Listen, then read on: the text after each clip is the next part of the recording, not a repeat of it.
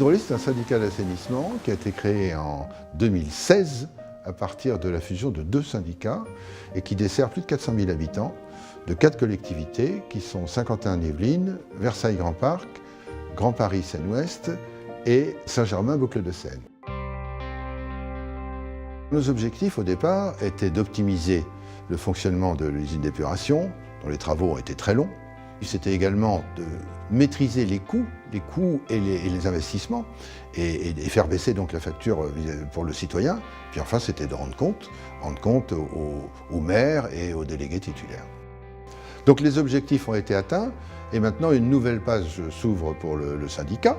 Je vois 3 priorités: la réhabilitation des collecteurs, des réseaux d'assainissement avec le collecteur de Bois d'Arcy, le collecteur de Versailles Sud et les collecteurs B et D qui relient Versailles à Sèvres. C'est des projets de chacun plusieurs millions.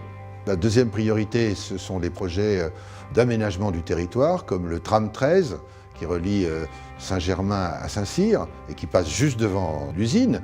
Il y a également l'allée de Villepreux, qui est dans l'axe du château de Versailles.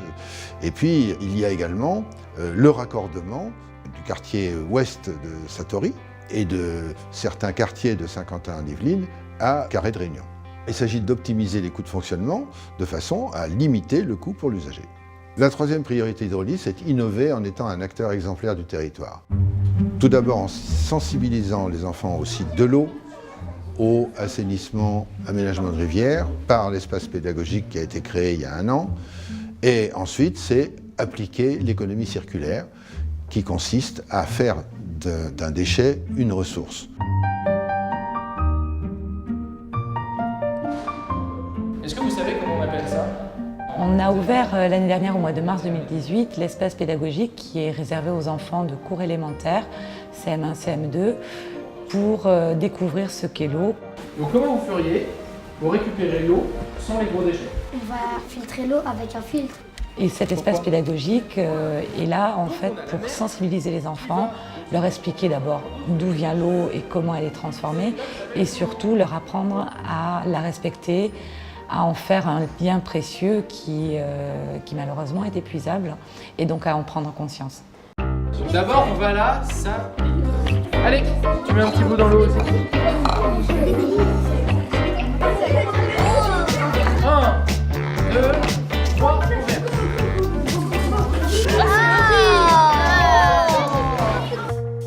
Il reste de la pollution.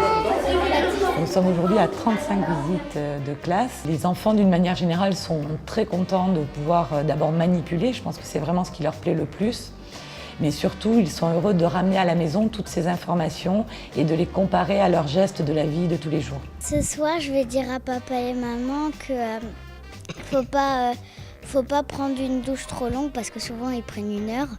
Il faut pas mettre des déchets dans les toilettes.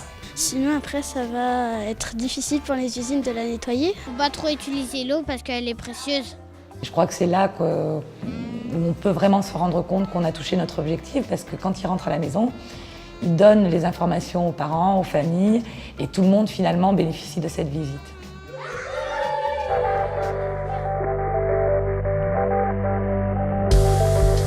Nous souhaitons être continuellement dans l'innovation, et cette fois-ci nous avons porté nos projets sur la fabrication de biométhane de façon à la réinjecter avec un partenaire qui est GRDF bien entendu, dans les réseaux de gaz de ville pour le chauffage urbain, pour les transports. Il faut savoir qu'on pourrait chauffer 650 logements, ce qui n'est pas négligeable, ou encore faire voyager une 30aine de bus, à savoir à peu près 2 millions de voyageurs.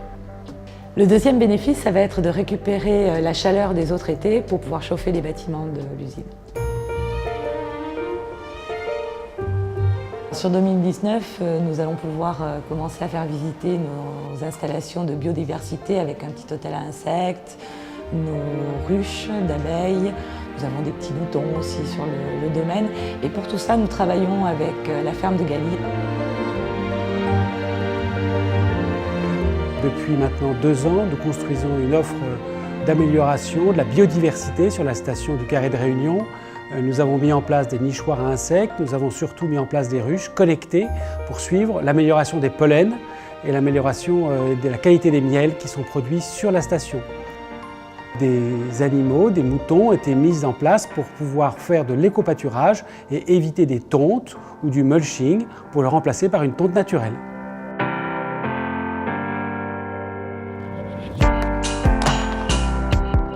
En tant que voisin et utilisateur d'une grande quantité d'eau pour l'arrosage et pour la protection antigel de nos vergers, nous sommes très intéressés par la mise en œuvre d'un programme innovant de reuse des eaux en sortie de station. L'intérêt de cette collaboration, c'est la garantie de volume, la garantie de qualité et une première quant à l'usage des eaux en sortie de station pour des fonctions agricoles et maraîchères. Je vois l'avenir avec encore beaucoup de projets importants, toujours dans le cadre de l'économie circulaire et au service de ses citoyens.